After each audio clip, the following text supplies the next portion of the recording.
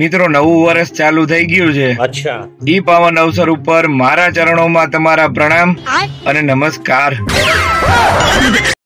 મિત્રો આ તહેવાર નિમિત્તે આખા તરબૂચના ભજીયા અને ભરેલા મમરાનું શાક મળશે, તો જેને લેવું હોય ફટોફટ ઓર્ડર નોંધાવવા માંડજો, પછી કહેતા નહીં રહી ગયા। દરેક નારાજ છોકરી પાછળ એક એવો છોકરો હોય છે જેને ઈ જ ખબર નથી હોતી કે એને કર્યું શું છે। ભાઈ નવા વર્ષમાં બધા આવી ગયા છો ને, કોઈ બાકી નથી રહી ગયું ને? ગુસ્સે થયેલી સાસુએ વહુને કીધું કે બોલ બેટા ચોખા। વહુ કે ચોખા? સાસુ કે જાઓ બેટા આજથી તમે નોખા। પતિ પત્નીના વિચારોમાં જમીન આસમાનનું અંતર હોય છે। અચ્છા, પતિના 5 મિસ કોલ જોઈ અને પત્ની વિચારે છે કે આજે શું થયું હોય છે, સમજ ગયા? અને પત્નીના 5 મિસ કોલ જોઈ અને પતિ વિચારે છે કે આજે મારું શું થશે। એક સ્ત્રી હંમેશા બીજી સ્ત્રીથી બળતી હોય છે, એટલે તો એને બૈરા કહે છે। વહુએ રસોડામાંથી રાડ નાખીને સાસુને કીધું કે સાસુમાં બાર ડેલીએ ઉભા રહેજો, હમણાં ભંગાર વાળો આવે છે। સાસુમાં મનમાં વિચારે છે કે ઘરમાં ભંગાર છે નહીં, ના કહે છે કોને? જ્યાં વિદ્યા આપવામાં આવે એને શાળા કહેવાય। અચ્છા, અને જ્યાં એકોય વિદ્યા કામમાં ન આવે એને શાળા કહેવાય। નામ ભલે બધાના અલગ અલગ હોય, પણ બજારમાં તમે રાડ નાખો કે ડોબા 20 જણા સામું જોવે। બધાય ધંધા વાળા પરેશાન છે, અચ્છા, સિવાય કે સુલભ શૌચાલય વાળા। હોમ ડિલિવરી અને ઓનલાઈન વાળાની મજાલ છે કે આ ધંધામાં ઘૂસી શકે। મિત્રો આ વખતે દિવાળી અને નવા વર્ષ વચ્ચે ધોકો આવ્યો છે, તો બધાને ધોકાની ખૂબ ખૂબ શુભકામનાઓ। તમારે કોઈ દી કોઈના ધોકા ખાવા ન પડે, અચ્છા, કોઈને ધોકા મારવા ન પડે, અને જિંદગીમાં તમારા કોઈ ધોકા ન કરે, સમજ ગયા? એવી ધોકાની શુભકામનાઓ। છોકરાઓ લગ્નમાં ગયા હોય ને, ત્યાં બેઠા બેઠા ભાગ પાડતા હોય કે લાલ વાળી તારી અને પીળી વાળી મારી। આજથી એવા લોકોનું ટેન્શન શરૂ કે જેણે કીધેલ છે કે દિવાળી આવશે એટલે આપી દઈશ।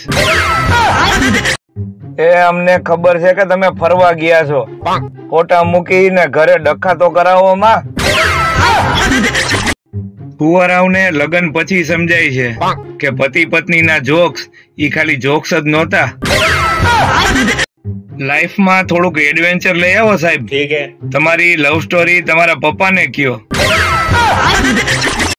મિત્ર હંમેશા કાળીઓ બનાવવો, કારણ કે એ પોતાનો રંગ ક્યારેય નહીં બદલે। ઈ કહેતી હતી કે લડવાથી પ્રેમ વધે છે। અચ્છા, પછી શું ખંખેરી નાખી બરોબરની।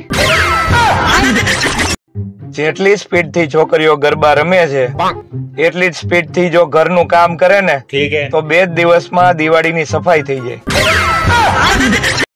બહુ તકલીફ થાય છે વાંઢાઓને જયારે રાત્રે સપનામાં લગ્ન થઈ જાય અને સવારે પત્ની ન મળે। આખા દેશમાં માળિયા સાફ કરવાની પ્રક્રિયા ચાલુ થઈ ગઈ છે। ઠીક હે, કામ હોય તો જ ઘરે રહેવું, બાકી છટકી જવું। જો તમે લગ્નમાં જાઓ છો તો ટાઈમસર જમી લેજો, અચ્છા, કારણ કે જેટલું મોડું કરશો પનીરના શાકમાંથી પનીર એટલું જ ગાયબ થતું જશે। એક બેન એની બેનપણીને વાત કરતી હતી કે મેં 2 વખત મોડાકતના વ્રત કર્યા ને, ઠીક હે, એમાં મને હાવ મીઠા વગરના ભટકાણા। માણસ ગમે એટલો પ્રસિદ્ધ થાય પણ સાસરિયામાં તો એની પત્નીના નામથી જ ઓળખાય કે આ રહ્યો આપણી ગુડીનો વર। પતિના પૈસાથી પતિને જ બેવકૂફ બનાવવો એટલે બ્યુટી પાર્લર। કોઈ છોકરી સોરી નહીં બોલે, એમ કહેશે કે હા હું જ ખરાબ છું ને, એમ કહીને રોવા માંડશે। એક આળસુ માણસનું મન એ કોઈ કામમાં નહોતું લાગતું, ઠીક હે, પછી એને મહેનતુ લોકો સાથે બેસવાનું ચાલુ કરી દીધું। સમજ ગયા? તમે નહીં માનો સાહેબ, હવે એ લોકોનું મન કામમાં નથી લાગતું। આ ખબર પૂછવાનો જમાનો ગયો સાહેબ। અચ્છા, હવે માણા ઓનલાઈન હોય એટલે સમજી લેવાનું કે બધું બરોબર છે।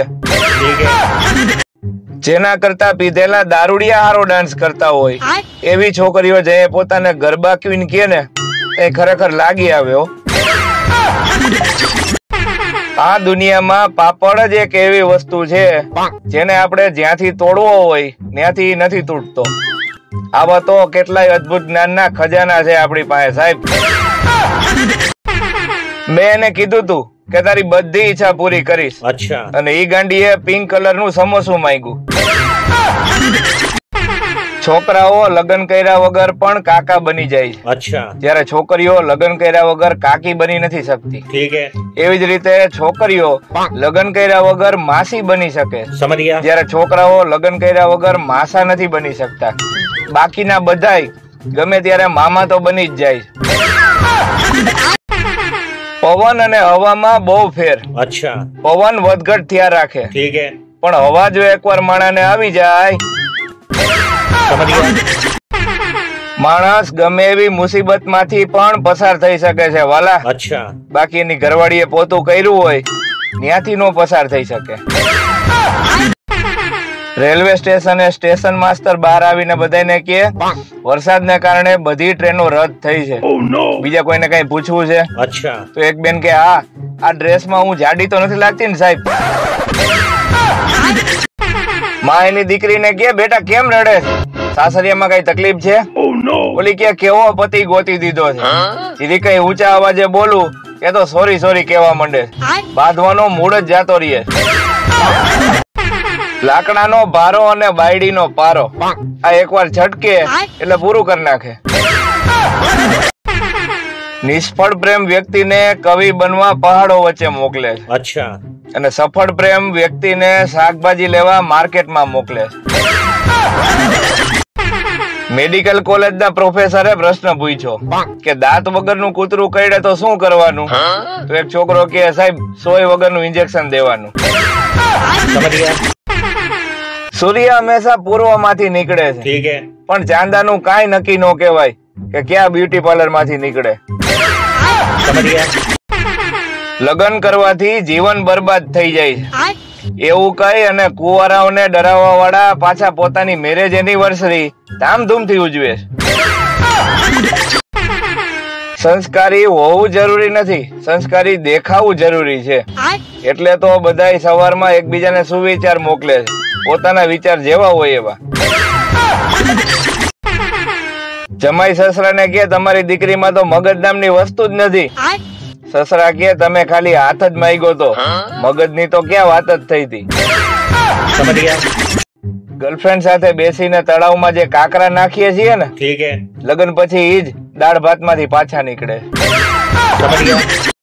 એક ઓફિસમાં સાહેબ પટાવાળાની વારંવાર ભૂલ કાઢતા હતા. અચ્છા. પછી તો પટાવાળાએ કંટાળીને ખાલી એટલું જ કીધું કે સાહેબ એમ તો ઝીણવટ ભરી નજરે જોવો ને તો બાયુમાંય મૂછું દેખાય.